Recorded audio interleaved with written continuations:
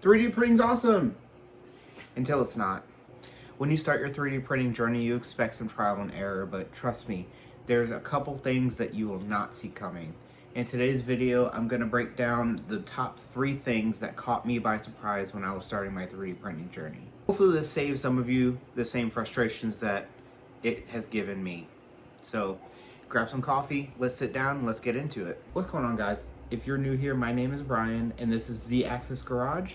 We go over all things 3D printing. If that sounds interesting to you, hit the subscribe button down below. Without further ado, get some coffee. Let's jump right into these 3 most frustrating items that I've run into so far. First frustrating thing that I came across is moisture in my filament. So I didn't realize this was a thing, but all filament will absorb the moisture that is in the air.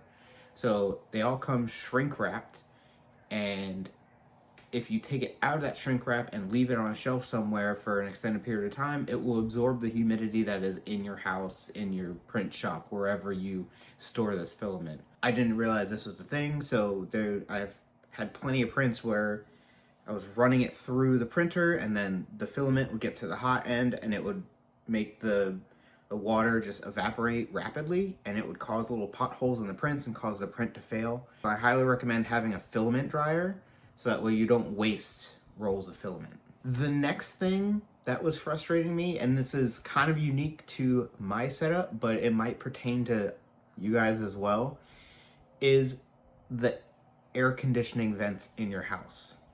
Let me explain. Depending on where your printer's set up, so you can see I have mine right here, and right above them, there's an AC vent. Well, what happens is that AC vent blows on the build plate and cools the build plate off. So you have a print going, especially overnight when it's cooler outside, and will cool the build plates off, so it'll lower the temp, and then your prints will fail. When I was printing this Mandalorian helmet right here, I think I had the print fail like 3 times. When I was trying to print it overnight, I figured out that it was the AC vent blowing cold air on the print bed itself. So what I did is, I got rid of it now, but I had a box that I just put over the printer.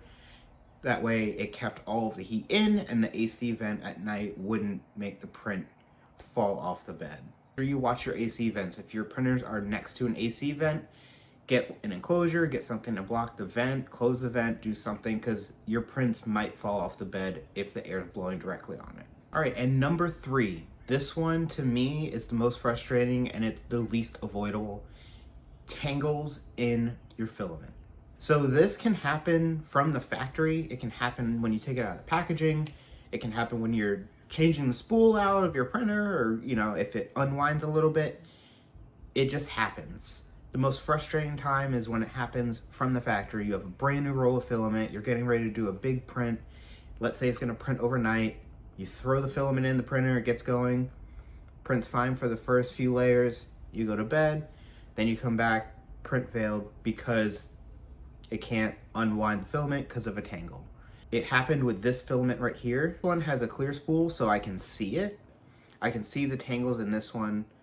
Some filaments, like this one back here, has a black spool, you can't see it. It's gonna happen eventually, but it's very, very frustrating because there's not really anything you can do. The only thing you can do is unwind it, get rid of the tangles, and then use like a rewinder that you can print to wind the filament back onto the spool. To maybe 4 things on it, and found the tangles, and you know, it's causing it not to extrude properly, so my prints are coming out crazy. That was the top 3 most unexpected frustrations that I've run into on this 3D printing journey. Hopefully this can help some of you avoid those same frustrations, or at least be more prepared for them in the future. If this video brought you any value, consider subscribing down below, leave a comment. If you have any other frustrations that you've run into, or any solutions to some of the ones that I've already talked about in this video that I haven't discussed, please leave a comment down below, let me know. I'm always learning, so I'd love to hear what you guys have to say. For this video, and I'll catch you guys on the next one.